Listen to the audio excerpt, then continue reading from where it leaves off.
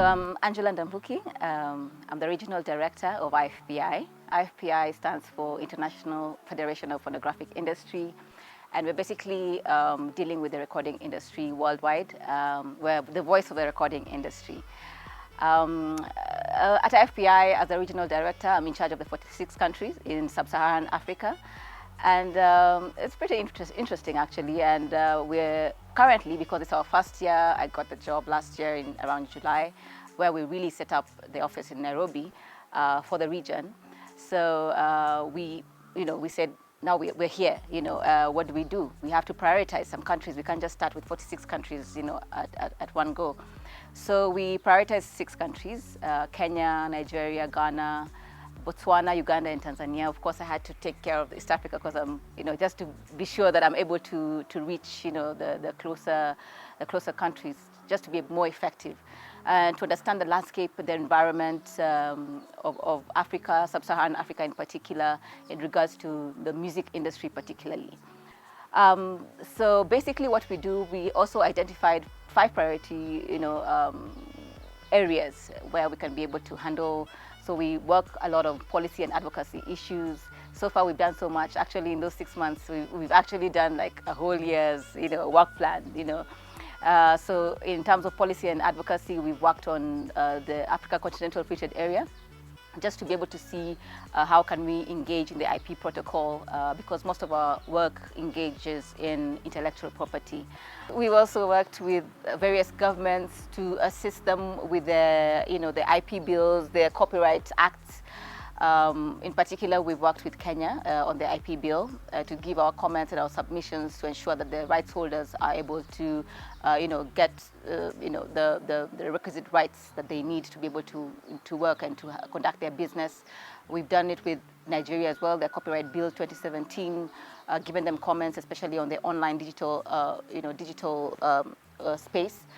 We've also given Tanzania the regulations on the tariffication on the MLCs, the music licensing companies, which is better done as the collective management organizations.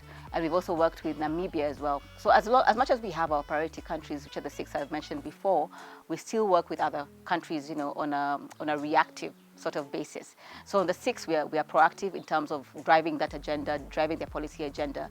But we welcome other countries to be able to reach out. If they reach out to us for comments and submissions, we do that. We've done that with Namibia, Angola, other countries that within the region. So yeah, that's that for policy and advocacy. We've also working together with trade deals, bilaterals like the US-Kenya FTA. IFPI is actually now the lead of the private sector consortium and also the IP chapter, just to deal with IP issues, ensure that we are able to handle that on the regional level. Our other priority is the national groups. Basically, we're trying to set up, because Africa, in terms of maybe the music industry landscape, you can find maybe we're not so organized. So we're trying to see how can we have national groups. And these are associations, trade bodies that can be able to handle the music industry or recording industry at large issues. So first of all, we're of course looking at Nigeria and Kenya. That's going pretty well, and I know by the next 3 months we'll have already set up those groups to be able to drive especially the policy agenda in those particular countries. Third, we have the MLCs, and I said before, they're music licensing companies.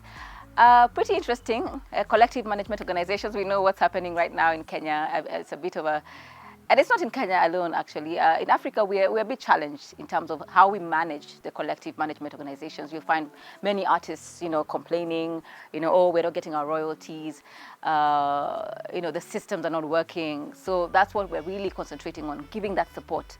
And looking at best practice. We're working with other countries in other continents, just getting the best practice, seeing how best are we able to support these organizations so they can be able to make value and create value for the artists and the rights holders as a whole.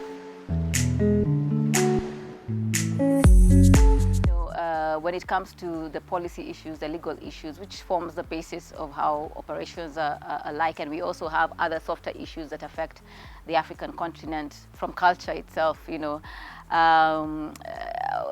are some issues we've already identified, of course, in the first 6 months, and of course, me being previously running a collective management organization in Kenya, there are things that we need to actually put right to ensure that the systems are running. And that's why I'm so excited about this particular position, It gives me the opportunity, knowing that my background and being able to know what needs to be done, and hoping to work together, especially with the governments, because with the support of the governments, it's possible to do anything, I'm happy that right now in Kenya, there's a bit, for example, there's a bit of focus, and the president, you heard the president last year announcing about the 2 billion that's supposed to be coming to the industry through the collective management organizations. So it's for us to now support. Right now we're doing support for the collective management organizations to ensure that they're transparent, accountable, and they're run by good governance, so that we can be able to accomplish that goal of having the 2 billion for the industry in terms of the rights holders. Challenges, the legal, as I spoke before about our priorities, we have to ensure that all the legal frameworks are, in line with the best practice and what is out there to ensure that the rights holders are protected.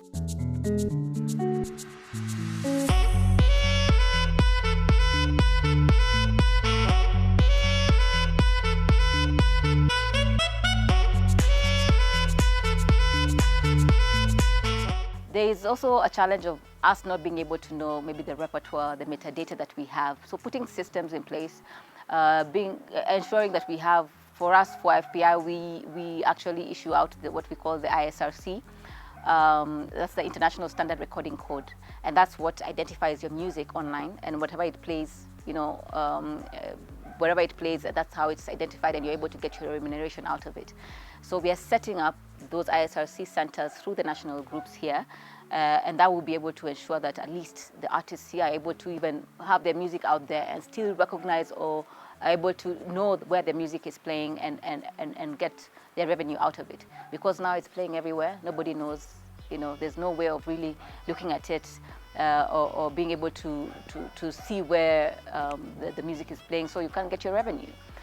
So, there are pretty small things, throughout. As we said, piracy also is really, really big and massive. And now that our laws are a bit behind, especially on the online digital support, the safe harbors, all these issues we're dealing with, we're trying to give the governments, the provisions to be able to ensure that the online piracy is actually curbed.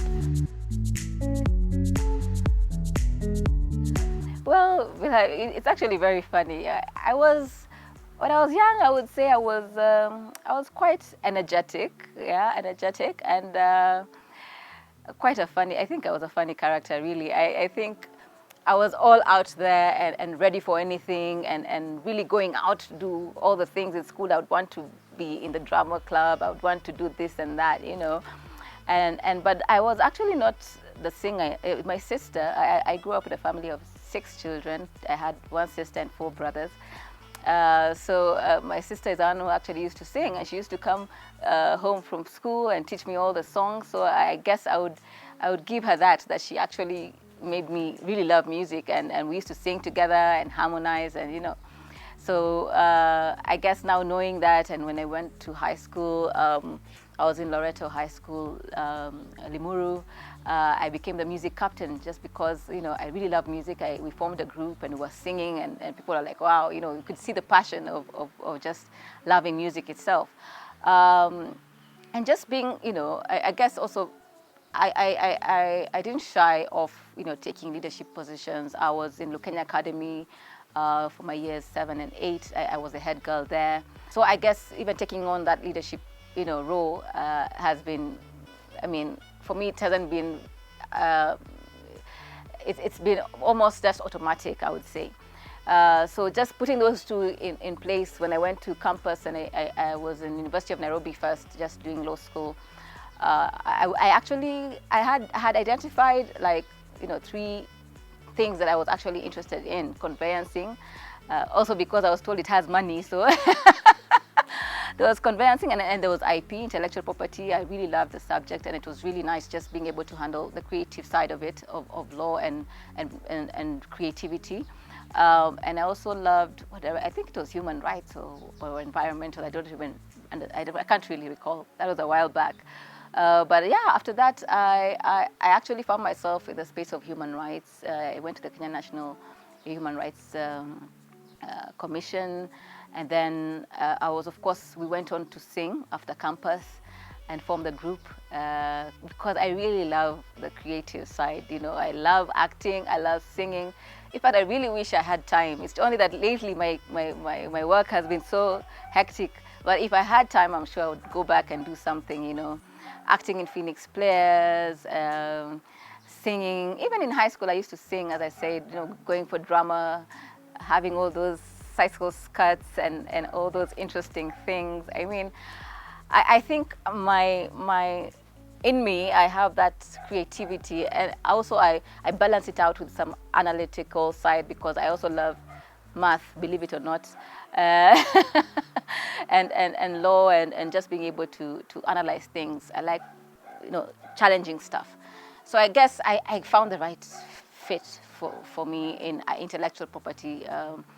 When now I went to the Performers' Rights Society, and we set up the organization from zero to when I was leaving. I think in 3 years we were already collecting almost 160 million for the rights holders. So I mean, seeing that and being able to give out to the industry, we set up, for example, medical covers for the performers. I mean, things that are really important for the industry, making a difference. That's what I think really also drives me. So I guess that journey from just being young and being in that space and from school and having that support even from my family. I mean, my parents have been great in terms of whatever I want to do. They're like, oh yeah, you go, girl, So they've never really, restricted me. Even if I was in law school, I remember my mom was saying that at work, people were asking her, okay, your daughter is in law school and she's singing and she's a bit confused, but she was like, let it be, she'll find her space. And for sure, I found my space where I'm able to combine both, music and the intellectual property law. So yeah, I mean, eventually I went to do my master's in intellectual property law, so at least I found my space. So basically, not necessarily just doing music, but doing other things as well around the intellectual property space, be it, software or architecture or, literary works, books, films. There's so much, that you can do, but more on the creative side. So I believe in creativity, innovation, just being able to, to manage the creativity and making value out of it. Yeah.